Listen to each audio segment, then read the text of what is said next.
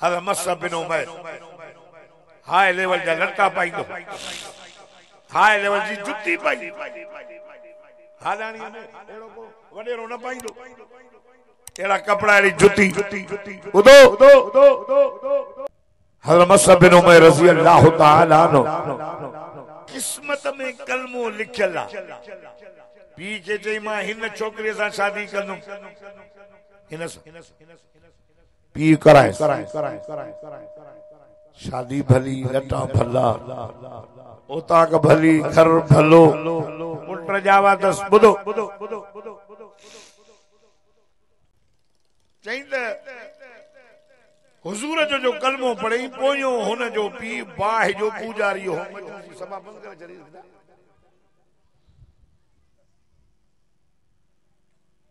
P गोले गोले थकी मरियो पोयो साल बार नंढा अल्लाहु अकबर।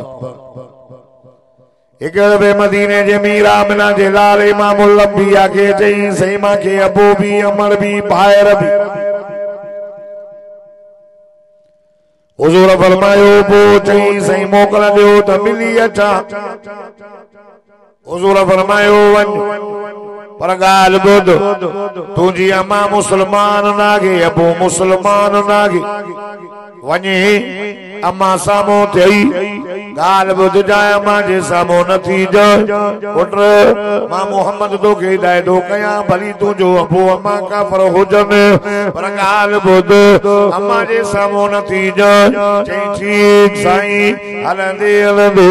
जरे परे कौन जे भाव दिथो सब तो जे डोड़दो वे सदा काले वेगे अदा मां त मदीने वयो हुयुस अदा गाल बुध मोहम्मद जो कलमो पढ़ियो तम चई यार बाबू तुझे जुदाई में रोई रोई रोई बहुत थियो ए सजो माल बाग मिल्कियतू सामान जानवर माल मुझे हवाले यो मां तो के न्याय तो यार मोहम्मद जो कलमो छदे दे हज़रत मुसअब बिन उमैर दो तेरे सदा गाल बुध इन माल में मुझो हिस्सो अथई चई हो छजो मां एकड़ो एड़ो बाग आ जेको बाबू मुझे नाले दे करे वयो ओ भी हल मदीने मुझे मिठे मोहम्मद करीम जो कलमो पढ़ हुजूर जो चेहरो ॾिसो साईं जो अखियूं मुबारक ॾिसो हुजूर जो ॻाल्हाइणो ॾिसो मुझे साईं जो अखलाक ॾिसो मुझे साईं जी रहमत ॾिसो अल्लाह अल्लाह पाके दो ते ओ दखल मोहम्मद करीम जो कुरान पाक त पढ़ण बुध मुझो साईं जॾहिं कुरान पढ़ंदो पखी भी रोई मुझे मिठे मोहम्मद करीम जो कुरान ॿुधंदा अथई ॾाढा न थो चए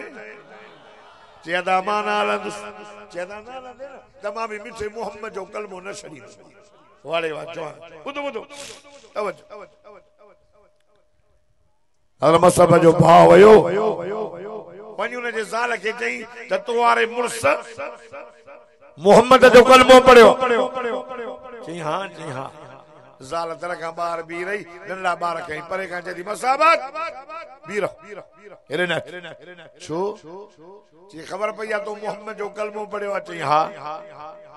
चई कलमो छॾीने त पोइ हेॾे अच न त इतो मोट हज़रत मुसअब बिन उमैर चवेसि ॻाल्हि ॿुध मां तोखे दीन जी दावत ॾियां थो कलमे जी पढ़ंदी आहियां त मुंहिंजी ज़ाल आहे न पढ़ंदी आहियां त मां काफ़िरनि जी ज़ाल काॾे कंदुसि चई नंढड़ा ॿार नंढड़ा मुंहिंजा वॾा थिया कलमे जी दावत ॾींदो मान ज़ाल छॾे पुट छॾे वरी आयो मां दर ॾेई बीठी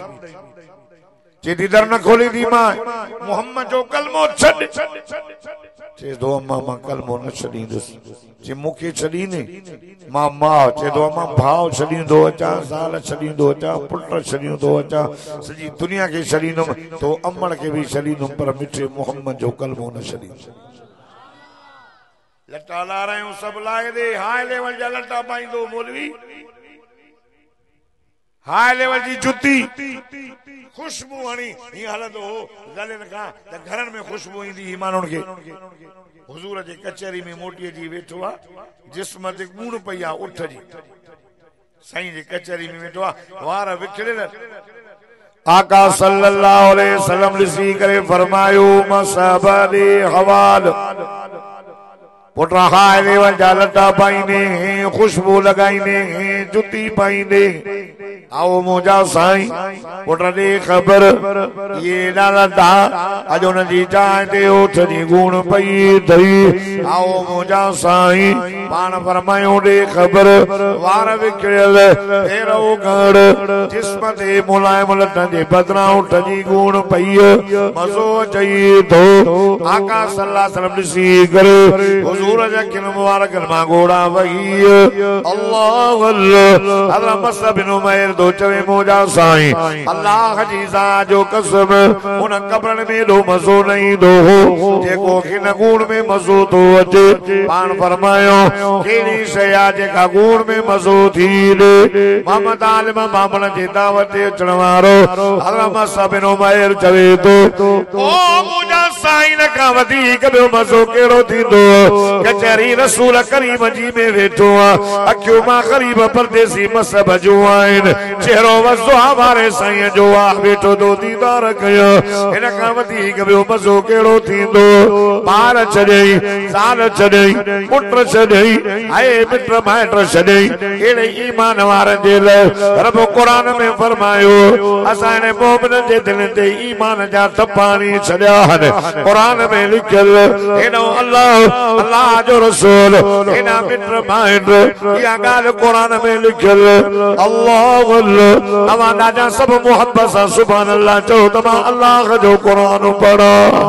फरमाया ला तजिदु कौमन युमिनून बिल्लाहि वल यौमिल आखिर युवादून मन हाद अल्लाह व रसूला वलौ कानू आबाअहुम औ अबनाअहुम औ इख्वानहुम औ अशीरतहुम उलाइका कतब फी कुलूबिहिमुल ईमान देखो डाजा सुभान अल्लाह 14 साल मूसा कदो मदीने खलतो